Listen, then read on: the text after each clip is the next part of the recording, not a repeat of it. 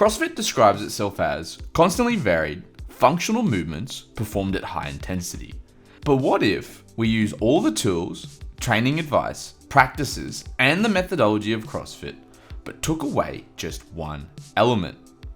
What if, instead of becoming constantly varied, we went all in on one particular movement? Ben Bergeron, head of CompTrain, says that when his top athletes have a weakness, they work on it relentlessly. They will perform said weakness 3 times a week. And if it's a bleeding weakness that could potentially derail their CrossFit season, they will hyper-focus this said weakness every day for 30 days straight. Applying this mindset, using their techniques, and finding the best approaches to achieve these goals, I'm going to teach you at home how to crush your goals, see improvement, and fill those holes. This challenge is called Ground Zero. I'll do what it takes to make you believe.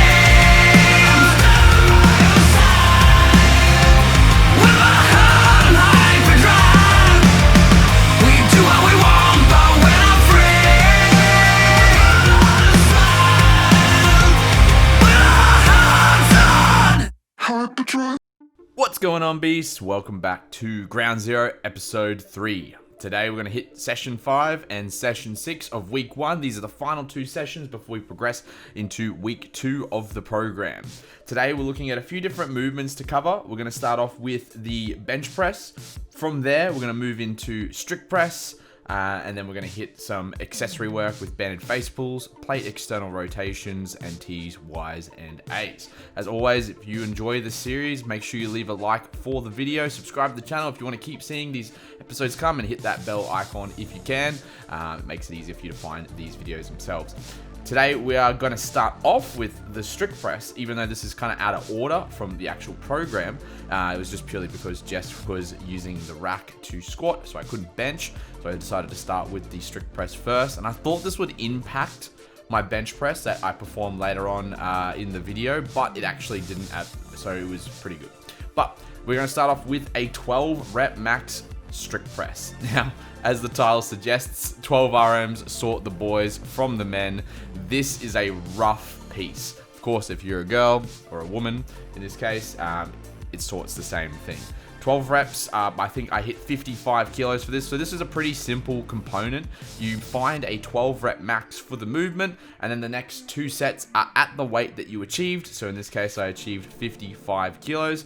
And then from there, I performed 2 sets of between 8 and 10 reps at that weight. Very tough, very challenging piece. Obviously, you're going to have to push yourself a little bit to find that 12 rep max. And you can see that last rep, that was probably the best rep I could perform before my technique began to fail. Now, you might be asking yourself, what's the reasoning behind 12 RM? It seems like quite a high number. This is also a good number for bodybuilding, as 8 to 12 reps is shown to help develop muscle hypertrophy, or muscle gains in our case. However, it also allows us to hit a weight that's not going to completely tax our CNS. It might fatigue our tris and shoulders a little bit for the bench press later on, but not so much that it's going to impact our training. And it also is a good vertical shoulder pressing motion. It's going to help support bench press growth. So these sets of strict press were super challenging. I definitely struggled to get through them, and I'm pretty sure I hit 8 reps for both these sets. I don't remember if I did any extra reps, but as you can see, I'm just really focusing on that tricep lockout, which has been a huge sticking point for me in my bench press. If you watch the previous episodes, I go over it in detail, and it's definitely something that this program has a good focus on.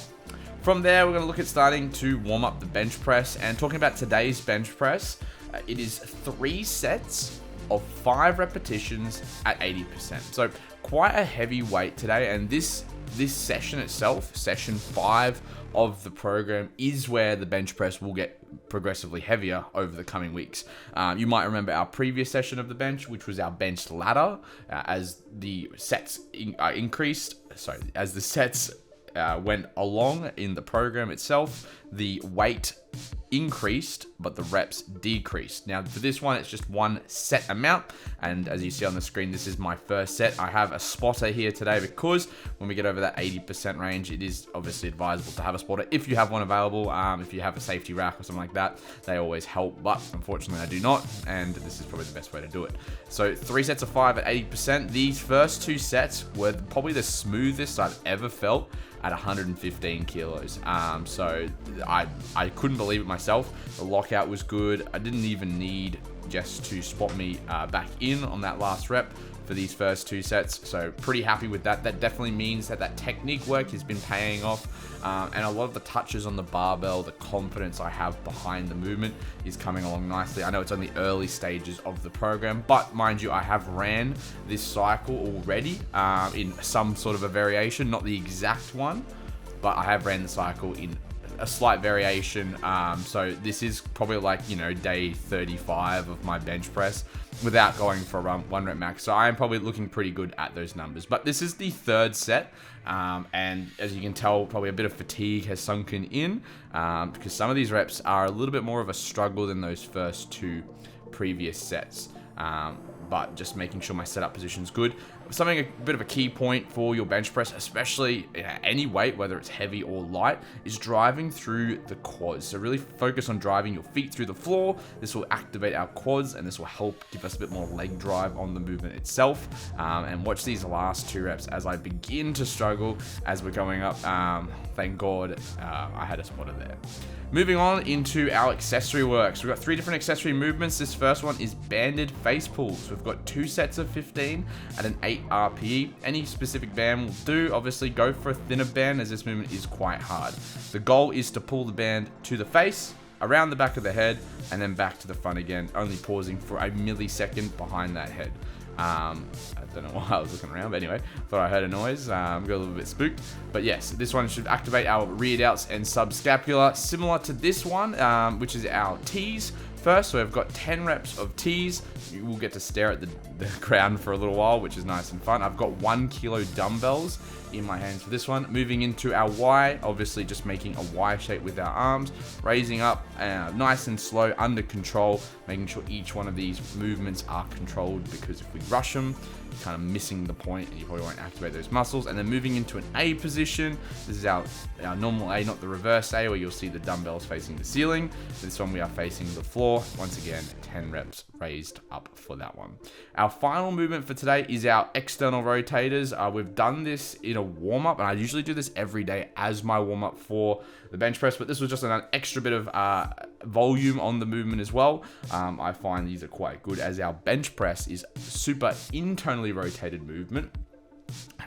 We want to make sure that we are working the supporting muscle groups, which is our external rotators, subscapulars, rear delts. These muscles are primed to protect our shoulders from themselves, so we don't actually self-destruct. So with this one, 15 reps on each side. With the external rotators, I like to think about trying to get my elbow into that little nice meaty part of our knee, just where our quad kind of in our knee meets together, where our meniscus is. In between there, if you don't have big quads, it might be a bit hard to find this, but find somewhere comfortable that you can rest your elbow on that knee and then focus on trying to get as far as you can up on that movement and externally rotate that shoulder as far as possible, feeling that squeeze in that subscapular, and potentially even your lat might activate throughout this movement as well. As we move into episode 6, which is our technique work, we've got a question for you guys, because today is the 24th of April. It is obviously me performing all this program. I've performed it in advance, so you guys get to see it. So you might be seeing it somewhere in May, if not a little bit later than that. But my question to you guys is, what is something that you've struggled with so far in these first 6 days? Comment down below. I can help answer any of those questions, clear any confusion up, and hopefully give you some good advice that will help progress your ability to bench press into the next couple of weeks. And that's the video all done and dusted. This is episode 3 of Round 0. I look forward to seeing and hearing from you guys in episode 4. Stay tuned, and you guys at home, stay a beast.